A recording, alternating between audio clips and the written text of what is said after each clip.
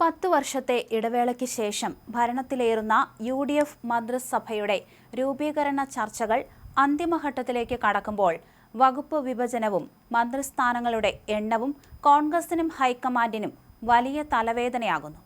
VD Satheesan മുഖ്യമന്ത്രിയാകുന്നതോടെ മുതിർന്ന നേതാവ് രമേശ് ചെന്നിത്തലയുടെ മന്ത്രിസഭാ പ്രവേശനവും അദ്ദേഹം കൈകാര്യം ചെയ്യുന്ന വകുപ്പും സംബന്ധിച്ചാണ് ഇപ്പോൾ പ്രധാന ചർച്ചകൾ.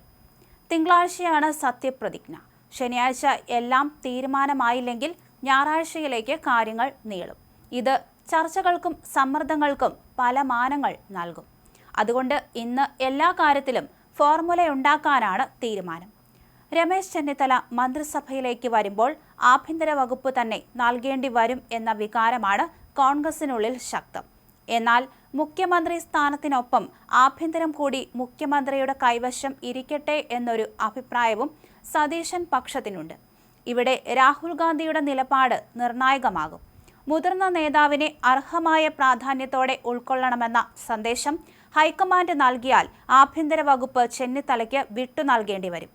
മുന്നണിയിലെ രണ്ടാമത്തെ വലിയ കക്ഷിയായ മുസ്ലിം ലീഗ് 5 മന്ത്രിസ്ഥാനം വേണമെന്ന ആവശ്യത്തിൽ വിട്ടുവീഴ്ചയ്ക്ക് തയ്യാറല്ല.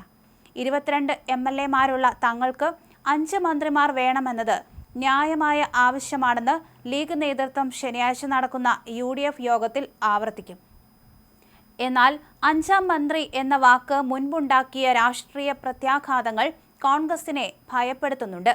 ഈ പ്രതിസന്ധി മറികടക്കാൻ സ്പീക്കർ പദവി ലീഗിന് വിട്ടു നൽകാനുള്ള നീക്കമാണ് കോൺഗ്രസ് നടത്തുന്നത്. 4 മന്ത്രിമാരും സ്പീക്കർ പദവിയും എന്ന ഫോർമുല ലീഗ് അംഗീകരിച്ചാൽ സ്പീക്കർ സ്ഥാനത്തേക്ക് N ഷംസുദ്ദീൻ ഉൾപ്പെടെയുള്ളവരുടെ പേരുകൾ പരിഗണനയിൽ വരും.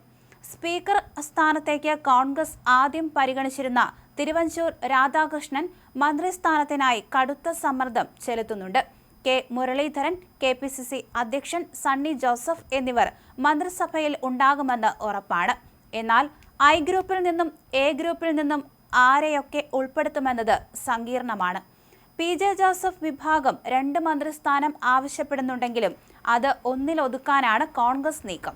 പകരം ചീഫ് വിപ്പ് സ്ഥാനം നൽകി അനുനയിപ്പിച്ചേക്കും. CP John, Mani C Kappan എന്നിവർക്ക് മന്ത്രിസ്ഥാനം വീതിച്ചു നൽകുന്ന ഫോർമുലയും ചർച്ചയിലുണ്ട്.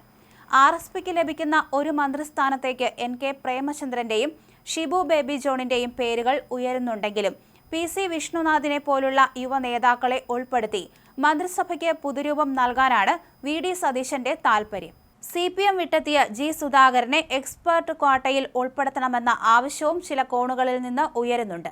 മന്ത്രിസഭയുടെ പൂർണ്ണരൂപം നിശ്ചയിക്കാൻ ഇന്ന് കോൺഗ്രസ് നേതൃയോഗവും പിന്നാലെ UDF യോഗവും ചേരും. ഘടകകക്ഷികളെ ഓരോരുത്തരെയും തൃപ്തിപ്പെടുത്തുക എന്നത് സതീശനെ സംബന്ധിച്ച് എളുപ്പമാകില്ല. KK രമ ഉൾപ്പെടെയുള്ളവരുടെ പിന്തുണയ്ക്കും അർഹമായ പരിഗണന നൽകേണ്ടതുണ്ട്. ഘടകകക്ഷികളുമായി ഉഭയകക്ഷി ചർച്ചയും കോൺഗ്രസ് നടത്തും.